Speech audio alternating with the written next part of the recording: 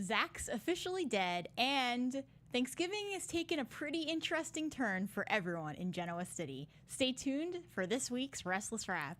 You're tuning into the destination for TV superfan discussion, AFTERBUZZ TV. And now, let the buzz begin. Hey everybody, I'm Rachel Goodman. Thanks for tuning in for this week's Restless Wrap. You can find me on Instagram or Twitter at Rach Goodman, or on Facebook at Rachel Ann Goodman. Also, we have our Restless Wrap Facebook page at Restless Wrap.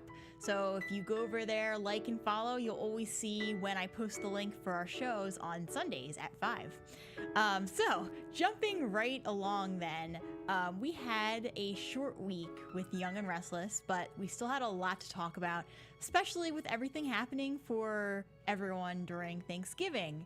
So before we get to Thanksgiving, though, because I pretty much have a section just for that so we can talk about everything going on, let's talk about the sex ring, because I don't know about you guys, but for me, that's what I was most interested to find out about, considering on not last week, but the Friday before, when the gunshot went off and with Abby, Zach, and Scott, we had no idea what had happened.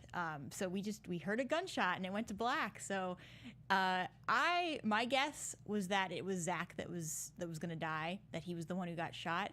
But I had no idea that it was actually going to be Crystal who was the one to shoot Zach. My first question is, and this was a question that actually I think they were talking about on the show this week too, was did someone set Crystal up to go and do it? I think maybe somehow Victor. If you guys who are live in the chat, let me know what you think. Do you think Crystal acted on her own and that somehow she found Zach? Or do you think maybe Victor did it and he is kind of, once he found out what had happened with Zach and Abby, and that Zach was heading this sex ring, using Newman Enterprises money, that Victor would be the one to say, all right, let's go get this guy, and I don't want to get my hands dirty in this. So it would be a very easy setup. Plus, even though Crystal disappeared from the party and we don't exactly know where she went because Tessa wouldn't really talk about it, she was there at the same party with Victor. So it is definitely a possibility that somehow Victor connected with Crystal and somehow figured out where Zach was going. I don't know about that part though, because that would be interesting if somehow Victor knew. But that Victor was basically saying, pulling the strings on this and getting Crystal to go in to kill Zach for him. So before I go any further, I just want to give a shout out to everyone in the chat. We have Aaron Brody, Candace Mack, Dooliman, Taylor Jones, Demo, Ice Woman 1887, Simone Francois, Amy Caroluzzo, Hubby Joe. Thank you guys so much for always being a part of the live chat and for being my co-hosts. And with that being said, let me kind of dive in and read some of the comments. Simone says, I'm wondering where Crystal got a gun from. That's exactly my point too, is that she had to have gotten it from someone. I'm really thinking it was Victor or Newman, maybe someone from Newman, but I kind of think Victor. Yeah, Aaron says the same thing. Where did Crystal even get a gun from anyway? Yeah, I get this idea that Crystal doesn't have, just a guess that she was part of the sex ring. She probably didn't have any kind of identification on her. So yeah, how would she have gone to a store and gotten a gun? Which begs the question, who gave her the gun? So I think Victor. Candace Max says, I think Tessa gave Crystal the gun. That would be really interesting. We have a lot of people in here, kind of as a side note, saying Happy Thanksgiving. So let me add that in here too for anyone watching.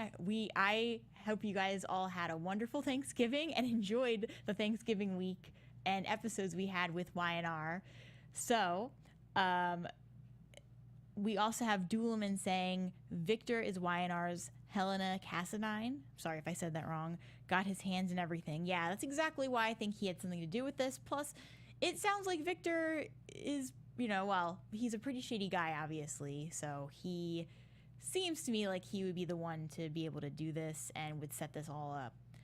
Simone says, well, Victor would want Zach out of the way to clear Newman. Exactly. Yeah, this guy who nearly ruined, well, not nearly ruined, but this guy, Zach, was the reason why his company was frozen. Victor even made a comment at one point during this week that he couldn't even pay his employees because of all this. So, yeah, if anyone would want Zach gone and out of the picture, it would definitely be Victor. Doolman says, ready for Crystal to be gone. Sorry. Yeah, I don't know how I feel about Crystal. I feel like the sex ring to me was a really interesting storyline with what they did with Zach. And I think that Zach's character, especially toward the end when he kind of had that crazy psycho moment with the gun where he kind of went back and forth between talking to Abby and kind of acting like a crazy man. One, I thought the acting was really well done in that scene, but then also the storyline itself with what they did with Zach, Abby, and Scott was really interesting.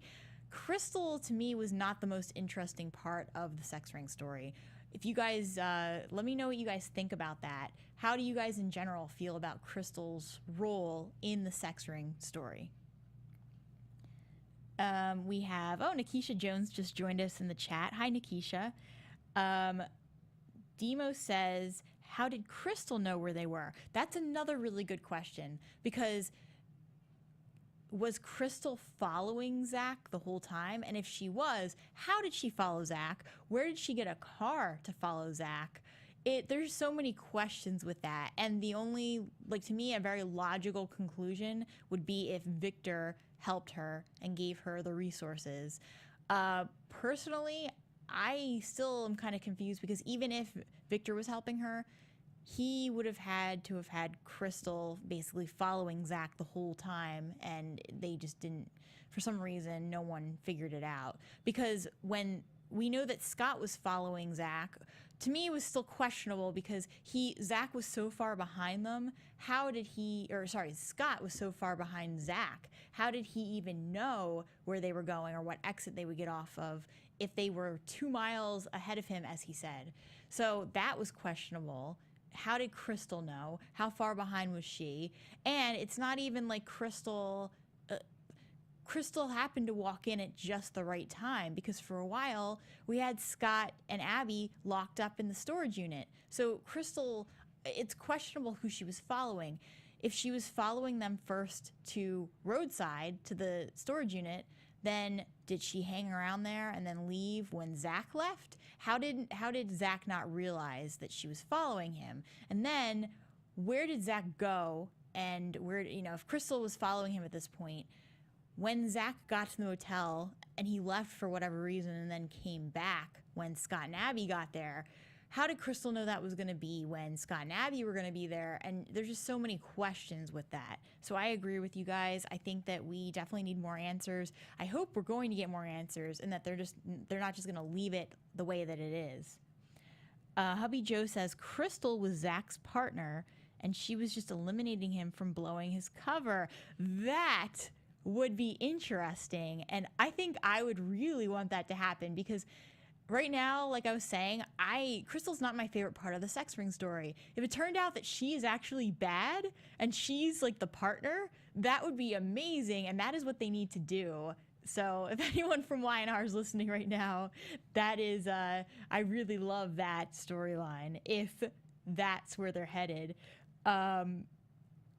Nikisha says, yep, I agree. Candace says, I like Crystal's role as a prop for Tessa and Mariah. It gave Tessa some backstory, but as far as it goes, Crystal can leave. Yeah, that is something I did enjoy. I liked how Crystal's involvement made Tessa more vulnerable as a character because of what Tessa was going on for Tessa. But yeah, Crystal as a character, I just wasn't as interested in everything going on with her. But Nikisha says Crystal knows what's going on. Doolman by herself? Well, so you never know. It could be, maybe it had more to do with Alice than we realize. That's another question. Where's Alice? We haven't seen her in, a couple of weeks now? And she just kind of vanished, obviously worried, or at least the way that it was demonstrated, it looks like Alice left because she was scared of Zach, but who knows what they're going to do with that. I have a feeling we have not seen the last of Alice, considering she's been back on the show. You know, she's been back since, well, she's been around a while, let's put it that way. So I'm sure we're going to see more of her. Aaron says, it's so funny how Crystal keeps popping up and then leaving. All these police and no one can find her. Yeah, that's really funny. And I don't get that either. And that's the thing I do not think is working either, is everything going on with the police.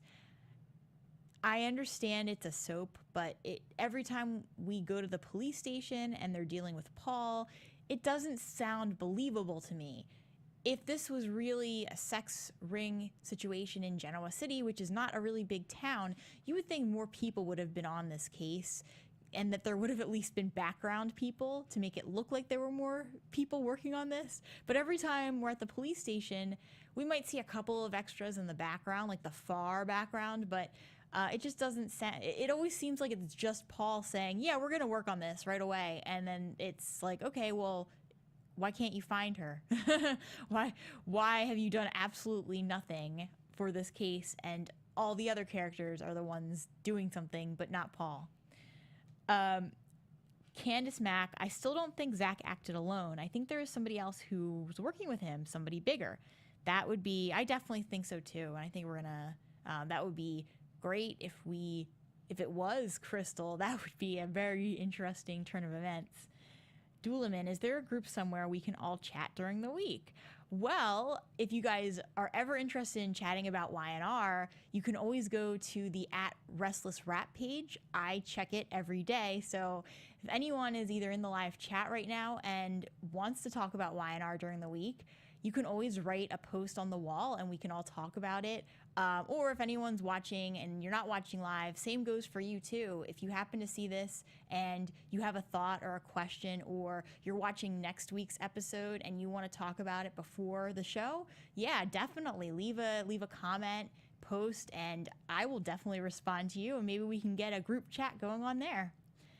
Aaron Brody says, that'd be a great twist if Crystal was involved the whole time. Nikisha says, there's more to the storyline than is being shown. Taylor says, call up Margot of Oakdale PD or Bo of Landview PD, please. We need better police. Yeah, definitely, because Paul, I don't know what you're doing, but sounds to me like maybe he's just watching a lot of YouTube videos during the day and not actually doing work, because everyone else seems to be doing his job for him. So moving along a little bit here. Okay, we learned that Zach, we get back to the police office, speaking of Paul.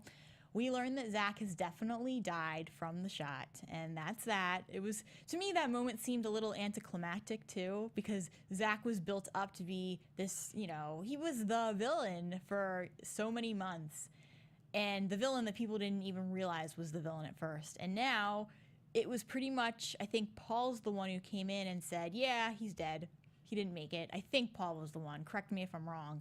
But it just seemed very like, oh yeah, like one sentence, and then they kind of moved on a little bit. And Victor decides he needs to talk to Paul privately, because right now they're looking at Newman, because Newman was the one funding this sex ring, even though obviously Victor didn't know, or, you know, at least says he didn't know. I believe Victor didn't know because, yeah, he's a shady guy, but I don't think that Victor is that cruel where he would be allowing a sex ring to run through Newman and actually realize that it was going on. So, yeah, I don't think, I feel bad for Victor in that sense too, because when the feds came in and said they were basically investigating his business, it did put him in a really tight situation. I don't like how he handled it with Abby though, and decided that him and Victoria decided they were going to make Abby basically look like the bad person in this situation.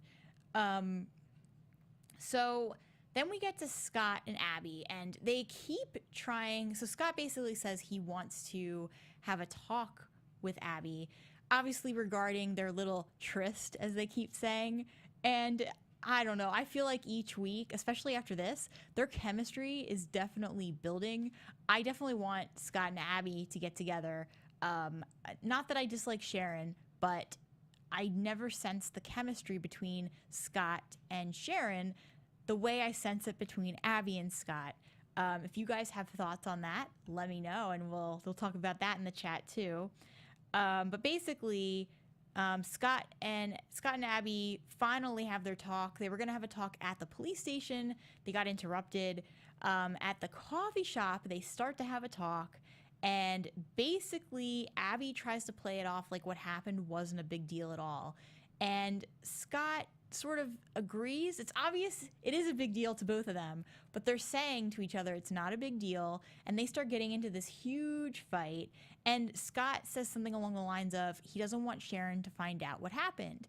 And I don't know, how do you guys feel about that? Because if you were in Scott's position, I mean, the obvious answer is Scott should be honest with Sharon and tell her what happened. It's going to come out one way or the other. It's a soap. It always does.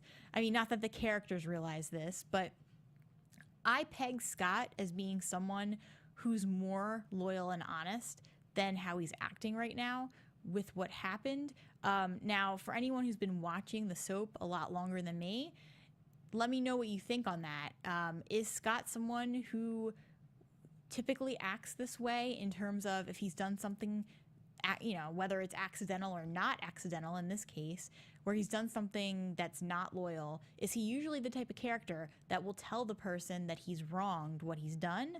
Or does he keep it in and just want it to go away? So that'll be interesting how this works out. But the biggest thing is that now, when Scott and Sharon are talking, it's very obvious that Scott feels really uncomfortable with Sharon kissing him, touching him, being romantic with him. And the other thing is, I hadn't realized that Scott and Sharon had not said that they loved each other yet. Because to me, earlier on, when Scott first left to run after Abby back at the party, when Sharon ends up calling Scott and Scott can't hear her, and Sharon says I love you, Scott. I had not realized that that was her first time saying it, which obviously makes it a much bigger deal. So when Scott and Sharon are talking in the coffee shop, Sharon is a woman who has just basically said to Mariah, hey, you should be honest with Tessa. Tell her how you're feeling. So I found it very interesting when Scott was in the coffee shop with Sharon, and Scott basically asked her, I thought you were trying to say something to me, but I didn't quite catch what it was. And Sharon blatantly lies to him and says, oh, no, I was just worried about you. I just told you to be safe. And then we very clearly hear the voiceover reminding us, in case we've forgotten, that she said, I love you, Scott. And that is what she was really telling him. So I find that whole scene and dynamic between Scott and Sharon was so interesting for a couple of reasons. One, because Scott's obviously he feels very guilty about what he's done. Plus, I think he's starting to realize he wants to be with Abby. But then also the fact that Sharon is having her own struggles because she told Scott she loved him and she doesn't really want to admit it. And that's another question in and of itself. Why, I know maybe they haven't said it to each other yet, but just the fact that she couldn't bring herself to tell him the truth. It's interesting watching people sometimes because you can tell Sharon gives such great advice about being honest with someone you care about and telling them the truth. But when she's in the moment, she doesn't see that she's not following her own advice. So in the chat, I'm going to turn back to you guys. What do you think about everything going on with Scott, Sharon, and Abby? So Simone says, Scott and Abby have great chemistry. The longer they work together to take down Vicky, they will give in again. I completely agree with you. Candace Mack, Scotty and Abby, I saw that coming a mile away. Great chemistry. Sharon, again, will be hurt. Taylor, I like Scott. Nikisha, I never thought about that, Hubby Joe. Oh, let's see what Hubby Joe said. Agreed, Nikisha, you never saw a body. Maybe Paul is tied into the sex ring and covering up his death. Oh, okay. Yeah, and that's what Nikisha had mentioned about Zach, something telling me Zach isn't dead. And that's a thought I sort of had too, because you're right, we didn't see a body. It was said in a sentence. And we don't know exactly where Zach was shot either, because, well, I guess we kind of do. But you never know. One shot doesn't necessarily mean you're going to die. It could have, just happened to miss any major arteries. So he could be alive and Paul could be covering it up. That would be very interesting. Aaron says, Sharon is going to be so hurt when she finds out Scotty cheated. Yeah. And based on what I know about Sharon's past, it'll be interesting how she reacts. Because I don't think she's going to react. Well, obviously she'll be hurt, but I feel like we're going to see a different side of her than we've seen recently, which to me, Sharon always comes off as very collected and calm. But I remember when Abby was back on the show and we were talking about this, she had mentioned that Sharon has had her own moments where she's acted very emotionally. Candace says, well, considering what they made Scotty a grown-up and knowing his parents, Lauren and Scott, I think Scotty wants to protect his loved ones and make sure they are okay. Sadly, somebody will get hurt. Yeah, I agree.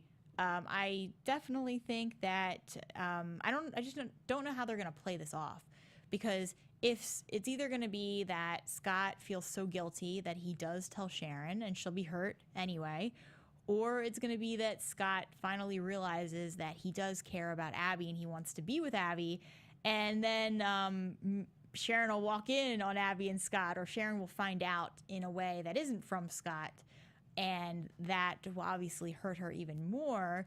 So yeah, I feel really bad for Sharon, and I really want her to get back with Nick. Just throwing that out there. And speaking of that, Demo says, can we get that Sharon and Nick reunion already? Thank you. Simone says, I think Sharon is scared to be hurt again after everything that has happened to her. I definitely can sense that. Candace says, Sharon is afraid of saying I love you because, let's be honest, every guy she's loved has hurted her or left her disappointed. Oh, and that's really sad. And Scott's going to be one of those other guys. Taylor says, Scott and Abby have awesome chemistry.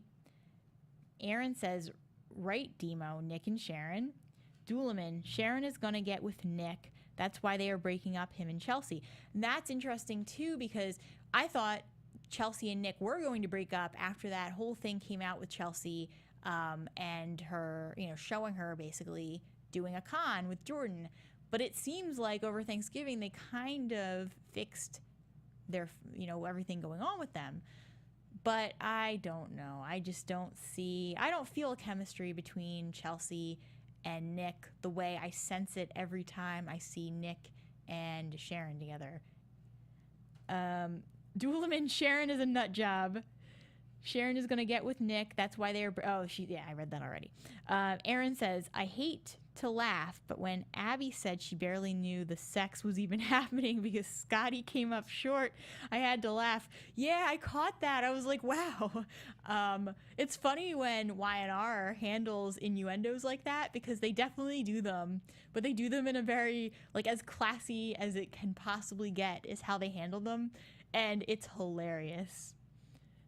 Simone says, I just do not want Sharon to go over the deep end again. That would be bad for everyone. Yeah, definitely. That's what it sounds like. Aaron, is Sharon still taking her meds? Has anyone checked and found out? Interesting. It's an interesting question. We'll have to see. Maybe everything with Scott will cause her to stop taking them. Ralph says, Adam will be back sooner than you think. And Candace says, hey, Rach, are you taking calls tonight? Well, we can definitely take calls. If you guys are interested in calling in, the number is 424-253-0749. And this is for anyone listening live. Again, the number is 424-253-0749. For anyone listening live, if you want to call in, go ahead and call in now, and we'll keep talking about this. So, since we kind of touched on Scott and Abby, I think another interesting thing to mention is that so Scott keeps pushing Sharon away, kind of. He won't sleep over with her. What ends up happening is that Scott does go over to Sharon's house, and Sharon starts massaging his shoulders, and then they start kissing, and Scott sees Abby. Thanks for calling Restless Rap. This is Rachel. Who's on the line? Hey, it's Candace Mack. How you doing? Hey, Candace. Good. How about you? I'm doing good. How was your holiday? Oh, it was awesome. How about yours? It was good. I just don't want to go back to work tomorrow. Oh, my God. Yeah. Yeah. Such a nice long break. I know. Like 4 days off. I'm like, oh, yeah. Heaven. Heaven. Yeah. But at least we get more Y&R. True. Yeah. That is true. Yeah. And we're heading into the final month because, this Friday is going to be December 1st. So oh, yeah. Young The Restless has to, end 2017 with a bang. Oh, literally. Yeah, well, well, maybe we were just, so I was kind of just talking more about Scott and Abby and how basically Scott saw Abby's face when he was kissing Sharon. That was awkward It was in its own right. It was so awkward, and I don't even know how they're going to handle this. And what do you think of everything going on with what Victoria's doing with both Abby and Scott? You know what? I know a lot of people are like, Victoria needs to get off her high horse and stop acting like a witch. Because I like this Victoria. I like this Victoria. I like the fact that, she is her father's child. And, I go back to last week when, she kind of really did put Abby under the bus, which Lily pointed out, saying you're really putting her under the bus because of this whole, sex ring, Newman Enterprise thing. I just, one way I agree. I have a feeling that I think I know how this is going to come out with Scott and Abby. What do you think is going to happen? I think it's going to be on GC Buzz. Oh, yeah.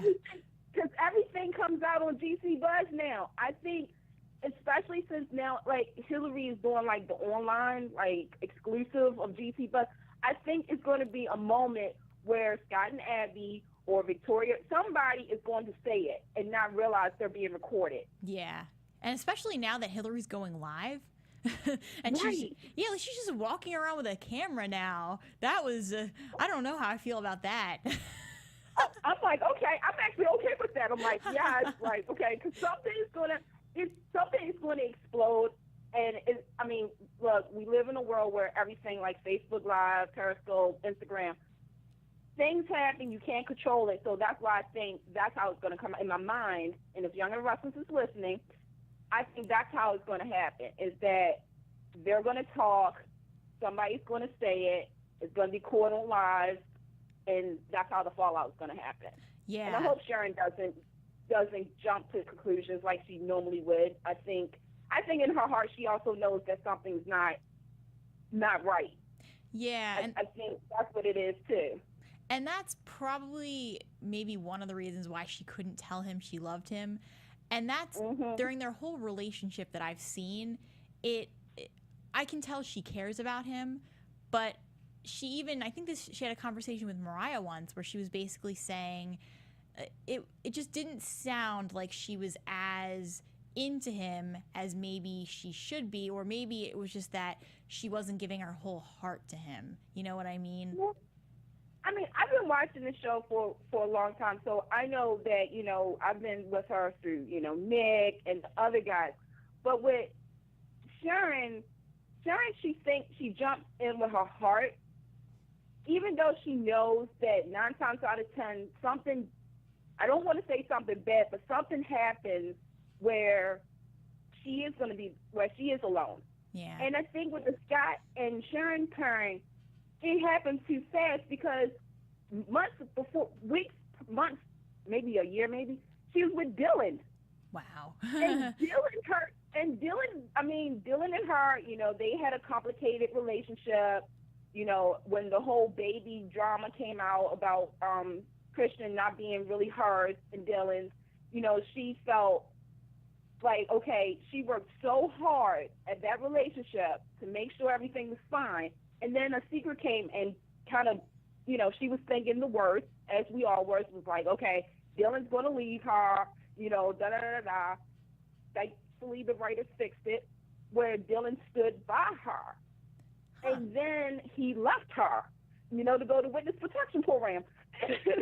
Yeah. And now, with her and Scotty, I think she's trying to fill that void of, she needs somebody.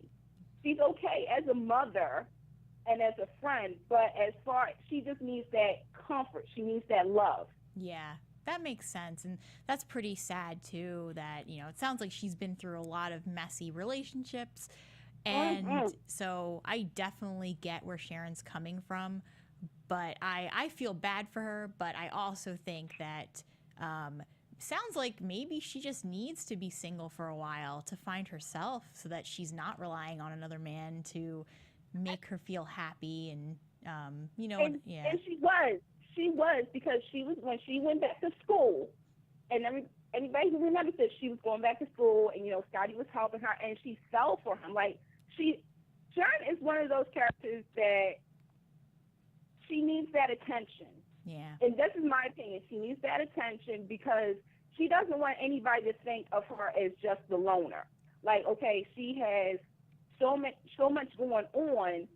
I mean, for crying out loud, she was with Jack. She was with Adam. She was with Victor. She was with all these people who gave her that attention.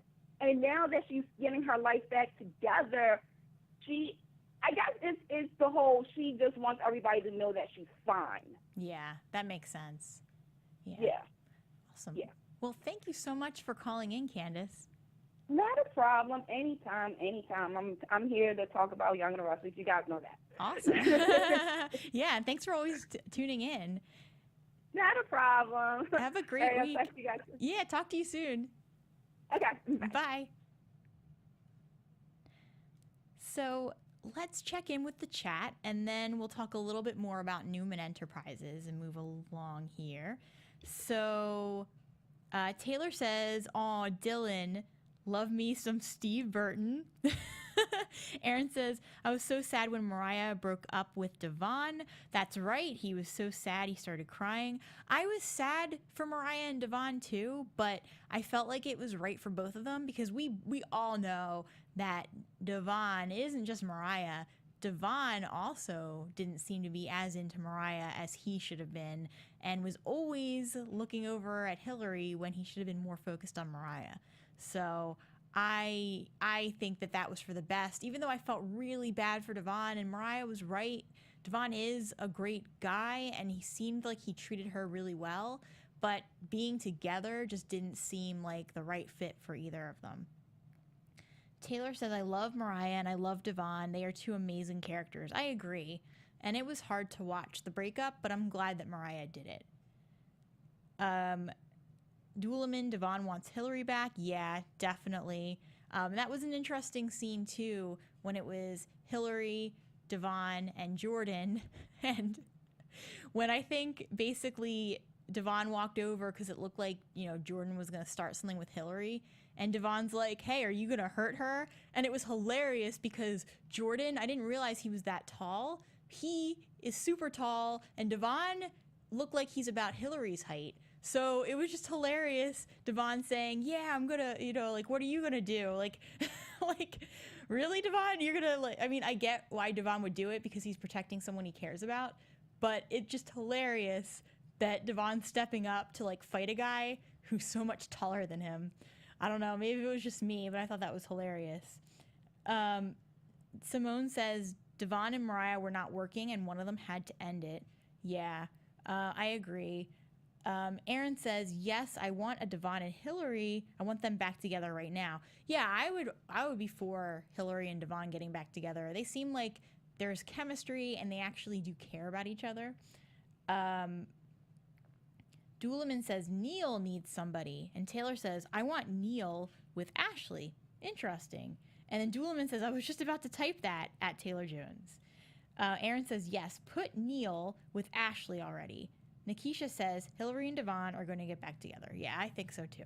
So, all right, let's touch on Newman Enterprises a little bit. So, basically, Abby does end up confronting Victor about what he's done in terms of, hurting her by giving the position to Victoria. But then on top of that, just with basically putting Abby under the bus with this whole sex ring thing. And Victor basically says to Abby that, oh, well, you're the one who brought Zach to Newman Enterprises. And I thought that Abby had an amazing comeback to that. She said, yeah, I brought him here, but your people are the ones who checked him out and they said he was fine. So that's 100% true. It's not Abby's job to run a background check on someone. Now, I get it that there's going to be guilt from Abby's end because she did bring him there and that it does make him somewhat her responsibility. But if Victor had his people check out Zach and nothing came back and Victor did not sense anything wrong with Zach, I don't think it's fair for Victor to blame Abby, considering his judgment was off too. So that whole thing just makes me dislike Victor. And I get how Victoria's acting, and she definitely does seem like Victor's daughter, definitely. But I feel bad for Abby and Scott too, because they basically what happens is that Victoria ends up demoting Abby, and then when Zach comes in, she basically tells him that they're gonna close Hashtag, which is the magazine or the publication that Scott was gonna use to put through the sex trafficking story that he's worked so hard. So after all this, after everything Zach has been through, Victoria's telling him that Hashtag isn't going to happen and that his story is not going to happen. So when Scott and Abby end up leaving, they run into each other. And of course, they decide, no, we're going to work together to fix this and bring Victoria down.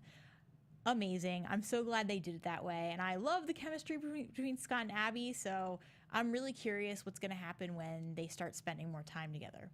So let's touch on Dina and Alzheimer's and everything going on with that. So we had seen, not this week, but the week before, that Jack finally admitted that what Dina had was Alzheimer's. So when we came into this week's episode, everyone in Genoa City was getting ready for Thanksgiving. So basically, the whole discussion between Jack and Ashley was, how are we going to tell, number one, how are we going to tell Dina, but then also, how are we going to tell the entire family? So basically, what happened was, well, first, we should mention that Nikki shows up and is really still hurt by what Dina did to her. And she, has some unpleasant things to say about Dina. Jack almost tells Nikki that Dina has Alzheimer's, but he doesn't. He tells Ashley later that he couldn't bring himself to tell Nikki. So instead, Jack uninvites Nikki to Thanksgiving dinner. Nikki leaves, and then basically it sounds like Nikki and Jack have broken up, which breaks my heart because that is not what I wanted to have happen.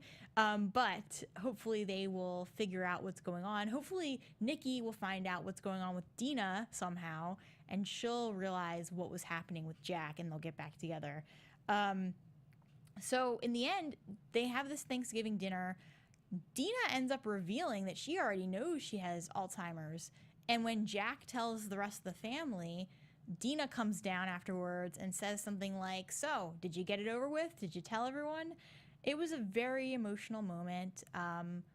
And it's going to be really heartbreaking to watch how the family deals with Dina and Alzheimer's and the disease. But I feel like it's very important that they're doing this, and it feels very realistic how they're handling the Alzheimer's with Dina. Yeah, sometimes Dina does things that I'm not sure, like even with Alzheimer's, I'm just not sure if that's realistic or not. Maybe it is. But in terms of the emotions from the family and how Dina was acting around them, it seemed very realistic. So basically, that's what happens through Thanksgiving with Dina. We have a couple of comments in the chat. So Simone says, I know Nikki's upset, but that's Jack's mother. I agree. I feel like Nikki was out of line with what she was saying about Dina. And I really, like, I get where Nikki's coming from. Obviously, Dina is not nice to Nikki either, and she says some very disrespectful things to Nikki.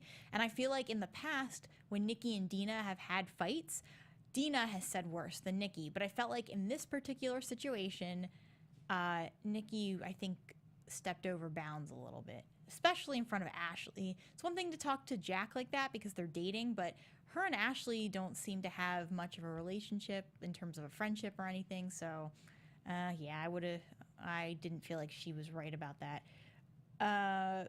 Taylor says everything regarding Dina is getting really sad. Candace says, well, Mal Young's mom died from Alzheimer's, and also William J. Bell died from complications. Okay, that makes sense. So they know from experience, unfortunately, what this disease can do to people. Doolaman said, sorry, she stabbed Nikki. All bets are off. I don't care whose mother she is. Yeah, and that's true. She did stab her. So it's not like Nikki does not have a reason to be upset. I just wasn't sure about how she was handling it with Jack necessarily.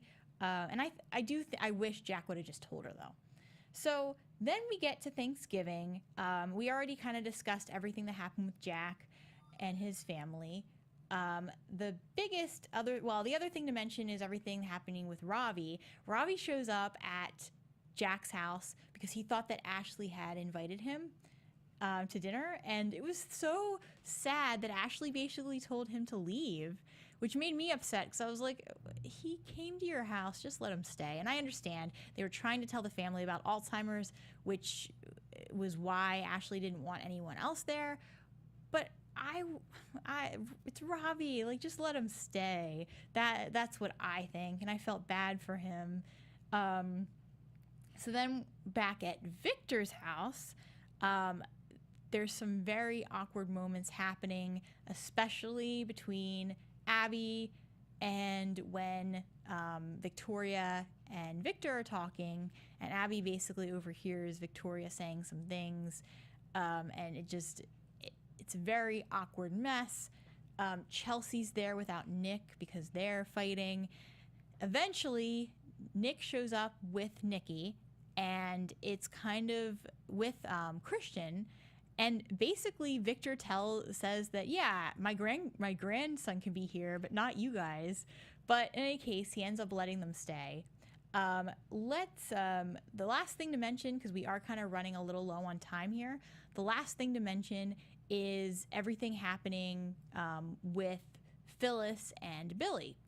Basically, at the end of all of the Thanksgiving festivities, we end up it was Nick, Chelsea, Hillary, Ravi, and Phyllis. They're kind of all hanging out at the athletic club, I believe it's called. And suddenly, Billy shows up out of the blue and invites everyone to go to New Orleans with him. And everyone can't go except Phyllis, which convenient, right?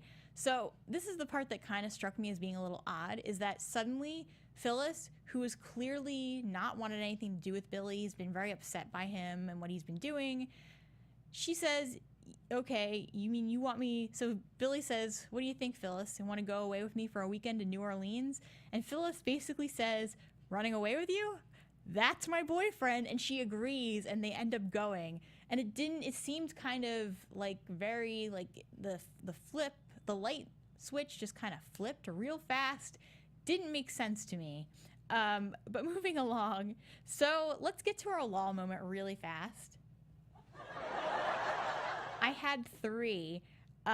So one was the fact that they kept mentioning getting a nightcap, and this isn't Victor, this is Nick and Chelsea saying, let's go get a nightcap, and that's when they go to the athletic club, which, I don't know, do people still call it a nightcap? Sounds like someone more from Victor's generation, could just be me. And then also, I hope Dina's not carving the turkey, and this is Nikki to Victoria after they were basically talking about Thanksgiving dinner and the fact that Nikki at this point was still going to go to Thanksgiving dinner, and she was worried about Dina being there. All right, well, I think that about wraps up our time for today. So I just want to thank you guys again for tuning in. My name is Rachel Goodman. You can find me on Instagram or Twitter at Rach Goodman, or on Facebook at Rachel Ann Goodman. We also have a Facebook page at Restless Rap. You can go over there, like and follow, and you'll always see when I'm posting links for the show. Also, we mentioned earlier about, someone mentioned earlier about talking about Y&R during the week. If you guys ever want to talk about Y&R there, just feel free to post something and we can discuss, even if it's an upcoming episode that we haven't talked about on the show yet. But thank you guys so much. Have a great week.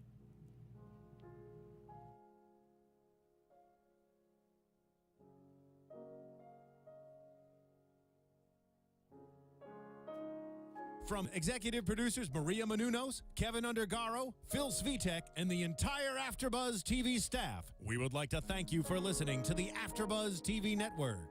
To watch or listen to other after shows and post comments or questions, be sure to visit AfterBuzzTV.com. I'm Sir Richard Wentworth, and this has been a presentation of AfterBuzz TV. Buzz you later.